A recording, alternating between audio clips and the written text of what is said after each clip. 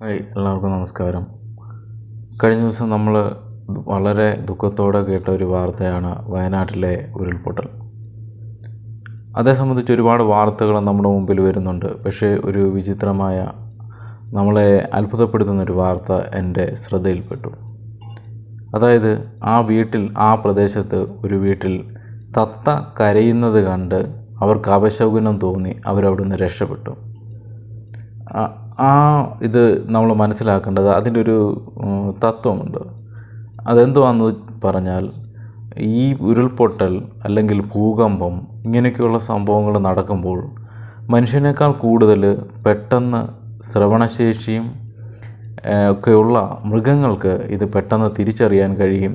അവരവിടുന്ന് രക്ഷപ്പെടാൻ ശ്രമിക്കുകയും ചെയ്യും. ഉദാഹരണത്തിന്, ഒരു പശുവിനെ നമ്മൾ കെട്ടിയിടുവാണെങ്കിൽ ആ പശു നല്ലതിനും കരഞ്ഞ് അതവിടുന്ന് ഓടി രക്ഷപ്പെടാനുള്ള ശ്രമം നടത്തും.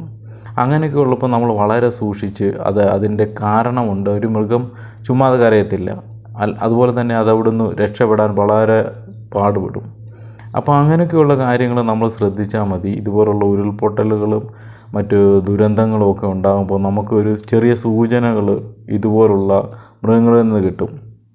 എൻ്റെ ഏറ്റവും വലിയ ഉദാഹരണമാണ് ഈ കഴിഞ്ഞ ദിവസം ഉണ്ടായ ഉരുൾപൊട്ടലിൽ ഒരു ഫാമിലി വളരെ അത്ഭുതകരമായിട്ട് രക്ഷപ്പെട്ടു. അതിനേക കാരണം വീട്ടിലെ തത്ത വളരെ അധികം കരയുകയും ഒക്കെ ചെയ്തപ്പോഴാണ് ആ ഫാമിലി രക്ഷപ്പെട്ടത്. അയൽവാസികളെല്ലാം മണ്ണിനടിയിലായിപ്പോയി. എങ്കിലും അവർ രക്ഷപ്പെട്ടതിനേക കാരണം ആ തത്തയുടെ കരച്ചിൽ മാത്രമാണ്.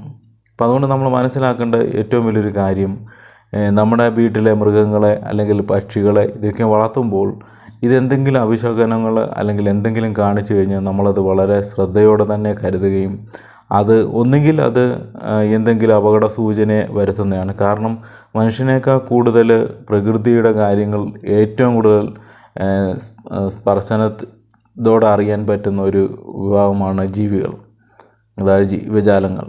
അവർക്ക് ഇതിൻ്റെ കാര്യങ്ങളെല്ലാം കൃത്യമായിട്ട് മനസ്സിലാകും. പ്രകൃതിയുടെ ഗതിവേഗങ്ങൾക്കനുസരിച്ച് മാറ്റമുണ്ടായി ജീവിക്കുന്ന ആൾക്കാരാണ്. മനുഷ്യനെ സംബന്ധിച്ച് ഒരു സ്റ്റേബിളിൽ പോകുമ്പോൾ മൃഗങ്ങൾ അല്ലെങ്കിൽ പക്ഷികൾ കാലാവസ്ഥ അനുസരിച്ച് അവർ നീങ്ങാനുള്ള കഴിവ് അവർക്കുണ്ട്. ഇപ്പോൾ മഴയുണ്ടെങ്കിൽ അതിനനുസരിച്ച് ഒരു 2 മാസം മുമ്പേ മഴയുടെ ഇത് മനസ്സിലാക്കുവാനും ഭക്ഷണം ശേഖരിച്ച് വെക്കുവാനും ഒക്കെ പക്ഷികൾക്ക് കഴിയും. അതുപോലെ തന്നെ മൃഗങ്ങൾക്കും പല കാര്യങ്ങളും ഇതിനെപ്പറ്റിയുള്ള കാര്യങ്ങൾ മനസ്സിലാക്കാൻ കഴിയും. അതുപോലെ തന്നെ വെള്ളമുള്ളിടം ഇത് കണ്ടെത്തും. അങ്ങനെയൊക്കെ ഒത്തിരി സവിശേഷത ഉള്ളതാണ് മൃഗങ്ങൾ. അപ്പം മൃഗങ്ങൾ നമ്മൾക്ക് പല സൂചനകളും തരും. അത് മനുഷ്യൻ പലപ്പോഴും അവഗണിക്കുക കൂടി ചെയ്യുമ്പോഴാണ് ഈ ദുരന്തങ്ങൾ മനുഷ്യനെ തേടി തന്നെ എത്തുന്നത്.